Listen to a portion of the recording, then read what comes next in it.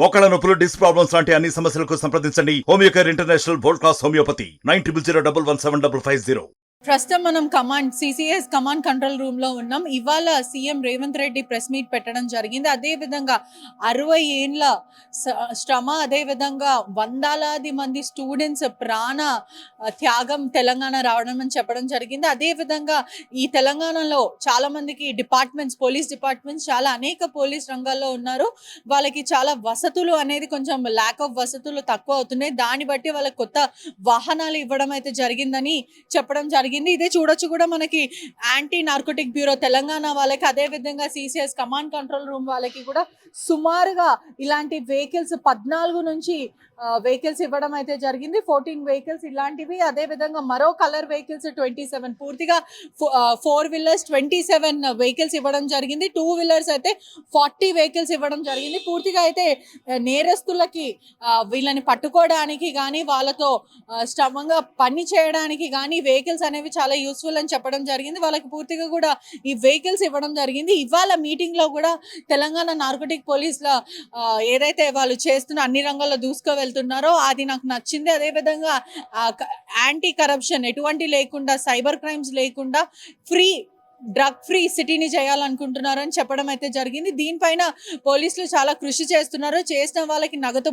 బహుమతి ఇస్తాము, ఎవరైతే నిందితులను పట్టుకుంటున్నారో, అదే విధంగా డ్రగ్స్ ఫ్రీ సిటీని చేయడానికి ఎవరైతే ప్రయత్నిస్తున్నారో వాళ్ళకి రివార్డ్స్ కూడా అందిస్తామని చెప్పడం జరిగింది. అదే విధంగా అనేక వార్నింగ్లు ప్లస్ రిక్వెస్ట్లు కూడా సీఎం రేవంత్ రెడ్డి ఇవ్వడం జరిగింది. గతంలో ఇటీవలనే చిరంజీవి గారు ఒకటి డ్రగ్స్ ఫ్రీ అవేర్నెస్ క్యాంప్ లో పార్టిసిపేట్ చేయడం అయితే జరిగింది. దానికి ప్రధానంగా పార్టిసిపేట్ చేయడం వల్ల చాలా మందికి అవేర్నెస్ రావడం జరుగుతుంది. సినీ రంగంలో పనిచేస్తున్న వాళ్ళందరూ ఇటువంటి అవేర్నెస్ తీసుకురావాలి. ఎందుకంటే ఒక పాయింట్ లో టికెట్లు పెంచాలి అని మా దగ్గరికి వస్తారు. అదే టికెట్లు పెంచినప్పుడు మాకు కూడా ఒక రిక్వెస్ట్ ఉంది.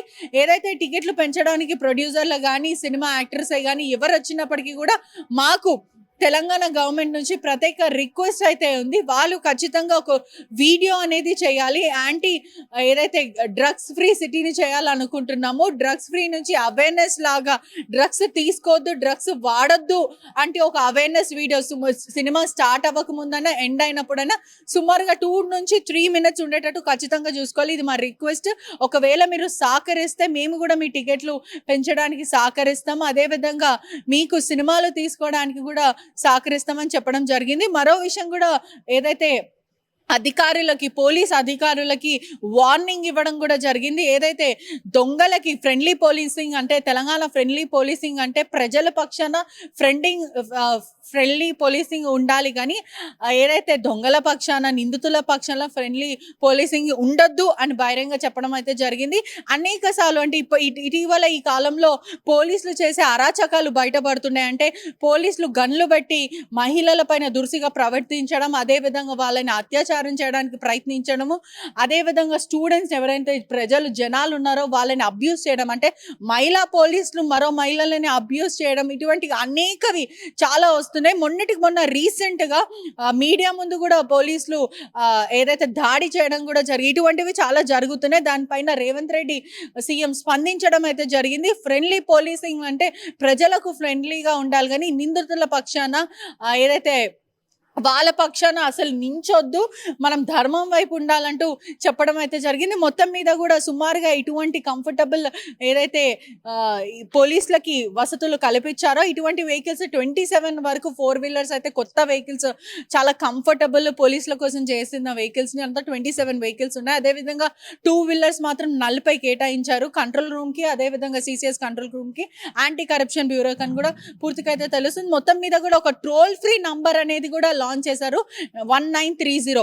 ఏదైతే సైబర్ సెక్యూరిటీ ఏదైనా మనకి ఇబ్బందిగా ఉంటే, సైబర్ పరంగా ఏదైనా క్రైమ్స్ మనకు చోటు చేసుకుంటారంటే ఖచ్చితంగా ఆ నంబర్కి కాల్ చేసి మీరు అలర్ట్ చేయొచ్చు, మీరు అక్కడ నుంచి హెల్ప్ తీసుకోవచ్చు అని చెప్పడం అయితే జరిగింది. మేము పూర్తి విధంగా పోలీస్ డిపార్ట్మెంట్ ప్రజల పక్షాన నించుంటాం, సహకరిస్తామని చెప్పడం జరిగింది. మరో విషయం, 31 కోట్లు రికవరీ చేశారు. సైబర్ సెక్యూరిటీ నేరగాళ్ళ నుంచి, సైబర్ క్రైమ్ల నుంచి అరికట్టామని చెప్పడం జరిగింది. అదేవిధంగా ఎవరైతే ఎవరైతే డ్రగ్స్ ఫ్రీ సిటీ అదేవిధంగా ఈ హరికట్టడం ఏదైతే డ్రగ్స్ కానీ ఈ మత్తు పదార్థాలను అరికట్టడానికి ఎవరైతే సహకరిస్తారో అటువైపు సినిమా ప్రజలే కానీ మరోవైపు పోలీస్ డిపార్ట్మెంటే కానీ వాళ్ళకి ఖచ్చితంగా బహుమతులు ఇస్తాం, వాళ్ళని అభినందిస్తామని ఇవన్నీ చెప్పడం కూడా జరిగింది. మొత్తం మీద అయితే కొత్త వెహికల్స్ అయితే ఆల్రెడీ డిస్ట్రిబ్యూట్ అయ్యాయి. రేపటి నుంచి మాత్రం మనకు హైదరాబాద్లో కనిపిస్తాయని పూర్తిగా తెలుస్తుంది. మరో విషయం కూడా ఖచ్చితంగా ఈ రేవంత్ సర్కార్ గవర్నమెంట్ ఏదైతే ఉందో ఖచ్చితంగా డ్రగ్స్ ఫ్రీ సిటీ ఏదైతే మొత్తం డ్రగ్స్ లేకుండా ఒకవైపు చూస్తూ ఉంటే ప్రజలకి డ్రగ్స్ కానీ గంజాయి కానీ గల్లీ గల్లీలో విస్తరించింది. పూర్తిగా కూడా స్కూల్స్లో కానీ ఇక్కడైతే కాలేజెస్ ఉన్నాయో ప్రధానంగా వాళ్ళందరూ వాడడం కూడా జరుగుతుంది.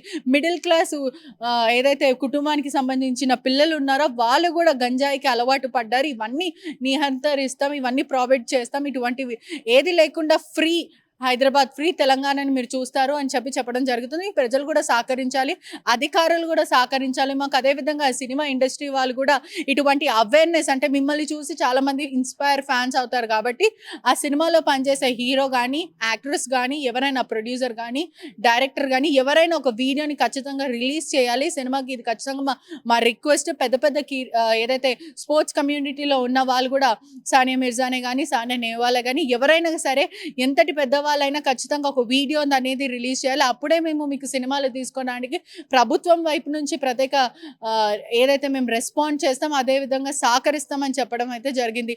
చిన్న వీడియో వల్ల చాలా పెద్ద అవేర్నెస్ వస్తుంది. ఎందుకంటే చాలామంది సినిమా చూస్తారు కాబట్టి ఎప్పటికప్పటికి వాళ్ళని కూడా అప్రమత్తం చేయడం జరుగుతుంది, అవేర్నెస్ ఇవ్వడం జరుగుతుంది.